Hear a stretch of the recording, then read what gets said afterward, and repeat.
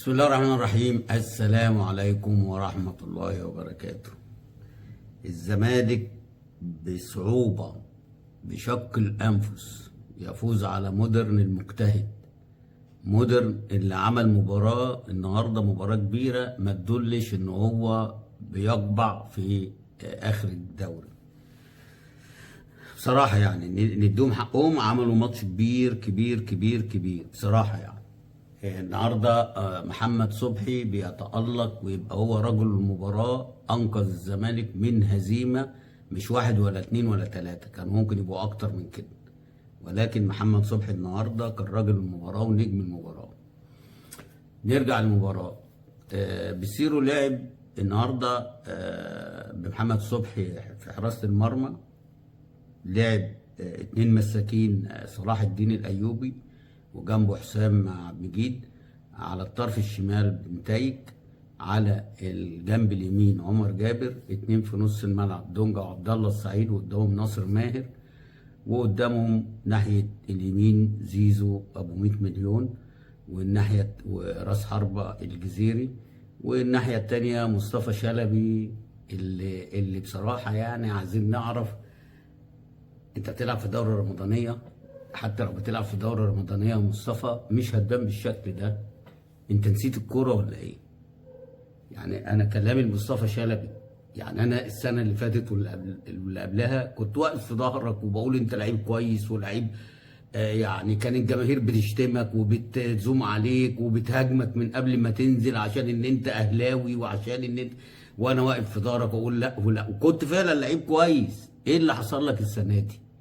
انت نسيت الكوره ولا ايه اللي حصل؟ يعني انا عايز اعرف. يعني انت بقالك من اول الموسم مالكش اي تواجد، مالكش اي بصمه، حتى لما بتجيب اجوان مالكش بصمه.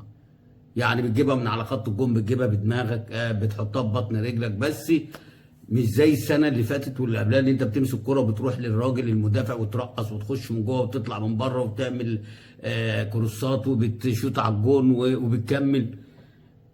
انا ما اعرفش هل ان انت شالوا منك الموهبه والحرفنه، ولا يعني قول لنا انت بعيد ليه عن مستواك؟ حد بيعاملك وحش؟ طب الجمهور دلوقتي بقى يشجعك، والجمهور دلوقتي بيناديلك، وما بقاش فيه مشكله. احنا كنا عارفين ان انت اول ما جيت كان في لجان بتهاجمك وبيروحوا لك الملعب عشان ان انت كنت جاي غصب عنهم، ويطلعوا عليك ان انت اهلاوي. طب ما في تلات ارباع اللعيبه اللي في الزمالك، ناصر ماهر اهلاوي، وعبد الله السعيد اهلاوي، ولو فتشت هتلاقي تلات ارباع لعيبه الزمالك اهلاويه، وتلات ارباع لعيبه الزمالك الاهلي زملكاويه، عادي يعني. ما بس اهم حاجه ادائك في الملعب هو اللي بيفرق وبيسكت الناس. فانا ما اعرفش انت النهارده لعبت زي ما لعبتش، خسرنا تغيير على الفاضي. ده بالنسبه لمصطفى شلبي. طب بالنسبه للمعلم الجزيري، هو انت عارف ان اللي قاعد لك حسام اشرف، فانت عشان كده مش عايز تلعب او مكبر دماغك ومفيش اي حاجه بتعملها؟ طب ده المعلم ناصر منسي المبروك بيفرك الاربع مدافعين بما فيهم حارس المرمى، بيحسسنا ان في قتال. ماشي، هنقول امكانياته الفنيه مش كبيره قوي، ولكن بيجاهد، بيحسسك ان بيعمل حاجه. يعني هو نقصه المهارة، بس هو بيعوضها بحتة الروح والقلب والضغط والالتحامات وعشان كده ربنا بيكرمه. انت يا عم مين اللي جدد لك بقى يا عم؟ ما كنت مشيت يا عم وخلصتنا والله. انا مش عارف لجنة الكرة اللي كانت في نادي الزمالك دي، اللي جابت الناس دي في الاول في الموسم، في اول الموسم ما جابتش كام لعيب كده زي صلاح الدين الايوبي وزي الراجل اللي هو اتصاب ده الجفالي ده؟ كنتوا فين؟ رايحين تجيبوا لنا؟ مش لاقي ده. انتوا لازم تتحاسبوا يا جدعان، والمصحف لازم تتحاسبوا.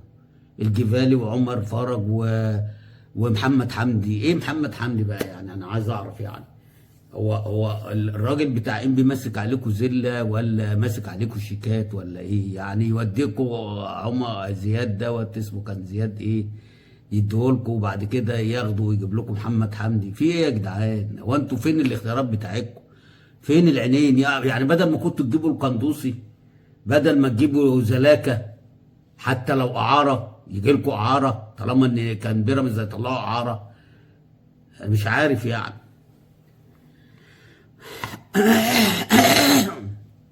ونرجع لزيزو ب 100 مليون. انتاجك ايه يا زيزو؟ هي كوره واحده بس طول ال 120 دقيقه اللي انت عملتها لشيكابالا، ولولا الراجل ان هو اتاخر في الضغط عليك كان هيطحن. وطول الماتش انت بتاخد الكره وترجع بيها لورا، يا اما تتمنظر وتخش بيها لجوه وبعد كده ترجع وترجعها تاني. فين الكورسات بتاعتك؟ فين خطورتك؟ فين الشوط بتاعك؟ انت الشوطه الوحيده اللي شوطها النهارده اللي انت مش مظبوط، اللي ناصر ماهر عملها لك وانت جسمك مش معدول على الجون، وبتشوطها بدل ما تعملها تاني لناصر او تعملها للجزيري من الاول. وبعدين في ميزه بقت خصله فيك، خصله مش كويسه.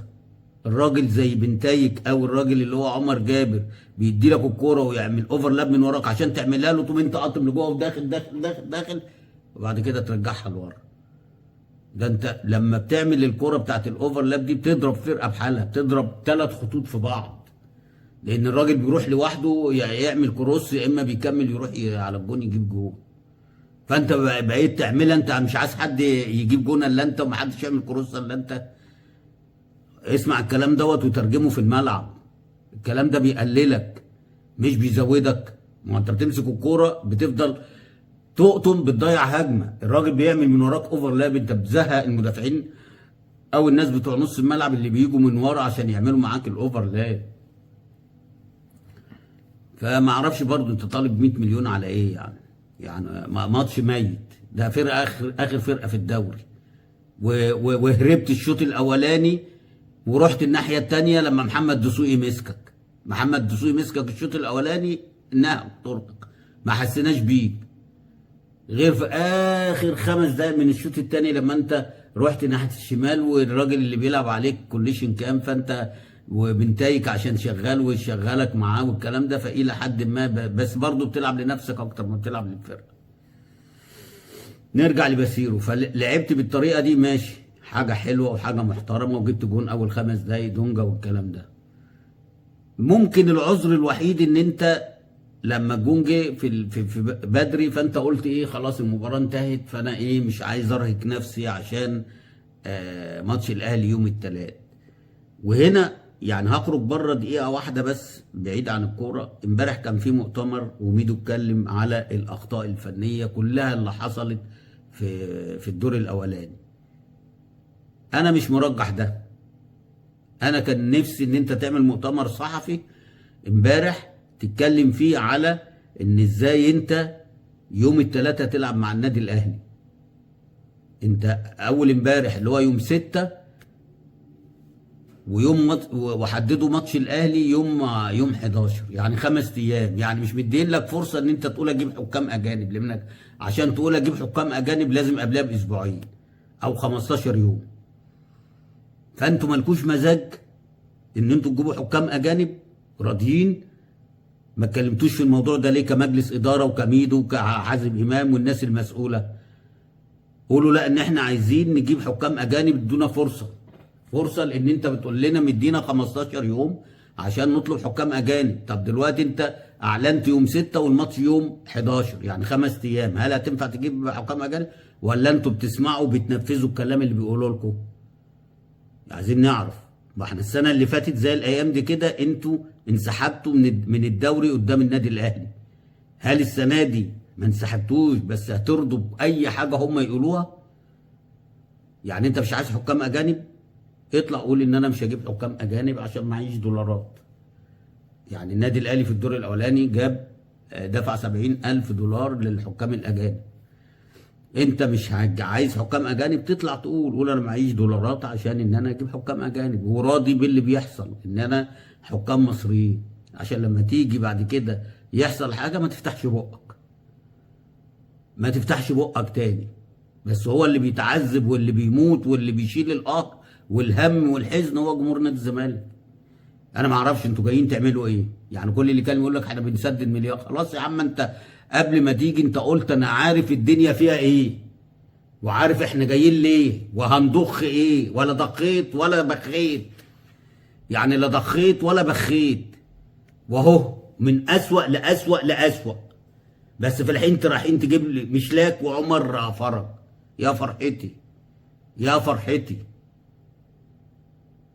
بدل ما تجيبوا كنتوا بن شرقي رحتوا جبتوا 2 الاتنين اهو. الراجل بتاع احد رفع عليكم قضيه وهياخد كل فلوسه، ده هياخد ده فلوس كمان زياده، يعني مش 800 ألف دولار، لا ده هياخد مليون وكسور، مليون 400 وكسور، الضعف.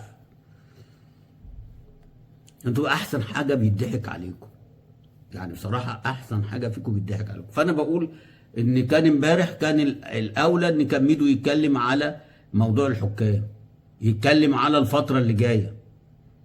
انت مش انت بعيد عن الدوري، وانا بقول لك انت بعيد، انت بالشكل ده النهارده بان قوي قوي ان انت ما عندكش سكواد او لعيبه في الملعب وبره الملعب. النهارده شيكابالا اللي لسه جاي من اصابه بقاله يجي 3 شهور بيتعالج هو اللي بيكسبك النهارده، تخيل. واللي عايز 100 مليون في الملعب ما شفناش منه حاجه عليها النضاله ولا النطاله ولا ما اعرفش بيقولوا عليه ايه. والجزيري زعلان قوي انه واخد 600 الف دولار.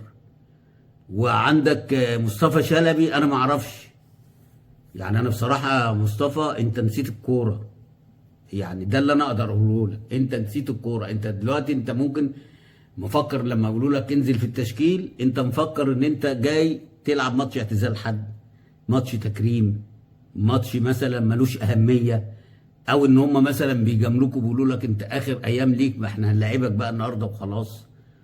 بقى بصراحه مالكش بصمه بصراحه يعني. نرجع بقى للمباراه. المباراه اول ما الجون جه تحس كده ان بقى الدنيا بقت سهله بالنسبه لفرقه مودرن. لعيبه الزمالك لا بتضغط ولا بتباصي ولا بتروح على الجون ولا يعني اتهاروا الشوط الاولاني وفي كام فرصه لولا محمد صبحي. جينا الشوط الثاني نفس الكلام لغايه ما تعادلوا وكانوا هيكسبوا ومضيعين، يعني هم مضيعين، الزمالك ما ضيعش. احنا ما شفناش الجون بتاع مودر، ما شفناش اي هجمه مثلا خطره عشان نقول يعني نتدارى ونتمسك فيها ونقول لا لا لا ازاي بقى ده احنا ضيعنا واحده ولا 2 ولا 3 ولا الكلام ده. ما حصلش الكلام ده. مودرن هو اللي كان الاخطر، هو الاعلى، هو اللي ممتلك الملعب، هو اللي مستحوذ. فجه الراجل بقى لما جه يغير بين التايمين، انا ما اعرفش هل ان انت غيرت صلاح الدين الايوبي نجم الشوط الاولاني هو محمد صبحي ما عدا كره واحده بس اللي هو بيحضن عليها واتدلع فيها، فالراجل خدها منه وعملها بالعرض، هي دي اللي اخطا فيها طول الشوط الاولاني. انما كل الكرات العرضيه والتغطيه العكسيه والكلام الفاضي ده كله هو كان بتاعه، وكان مع محمد صبحي كانوا هم نجم الشوط الاولاني بالنسبه لفرقه نادي الزمالك. فوجئت ان الشوط الثاني بيطلعه وينزل ونش. هل اتصاب ولا هل ان انت عايز تريحه؟ لا ما تريحوش، ده لسه بيقول يا هادي اللي هيتريح لو انت عايز تريح ريح حسام عبد المجيد. ولكن لعبت بيه وبعد كده نزلت محمد شحاته الشوط الثاني مكان مصطفى شلبي. طب ما انت برضو عندك عيب خطير في نص الملعب، دونجا وعبد الله السعيد الاثنين ما بيضغطوش نهائي.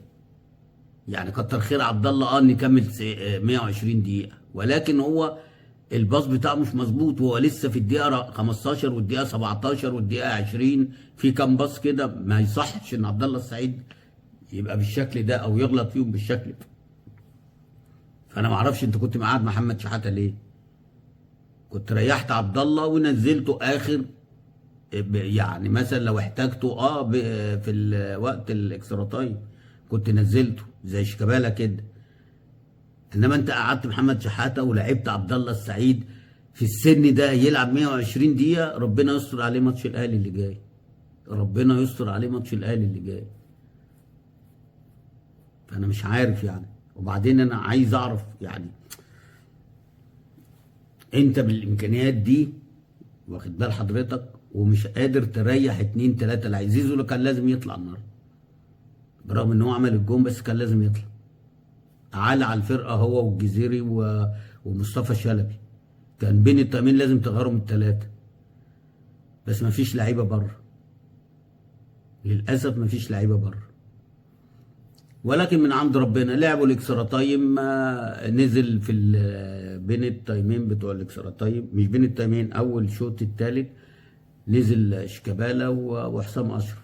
تخيل بقى ان شيكابالا اللي هو داخل على 40 سنه ان هو يبقى اخطر لاعب في ال 20 دقيقه ولا ال 30 لعيبه 30 دقيقه اللي هو لعبهم. تخيلوا ضيع فرصتين، واحده شاطها وقلشت، والتانيه مفروض انا عذره لان بقاله فتره ولسه راجع من اصابه.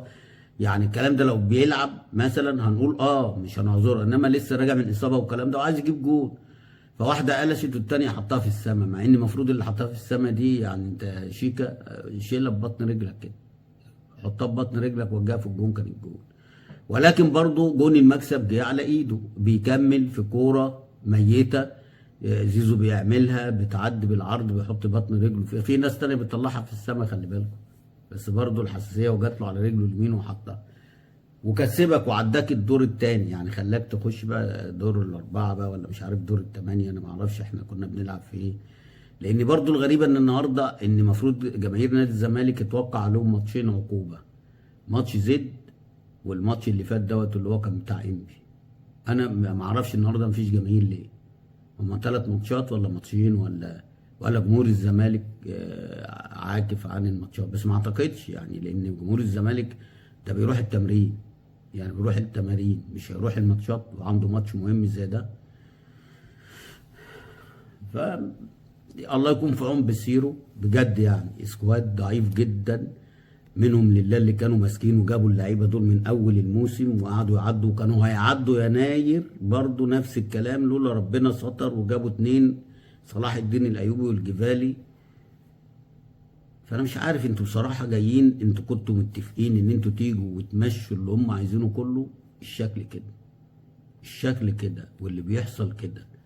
فانا بصراحه يعني بصراحه انا النهارده قلبي مع بسيرو بجد، لان لما كل ما يبص على الدكه ما تلاقيش الا شيكابالا، كل ما يبص يلاقي حسام اشرف، يبقى بص في 2 انا ما اعرفهمش قاعدين على الدكه شباب صغير ما اعرفش دول مين، وعواد بس اللي اعرفه وكان الونش قبل ما ينزل.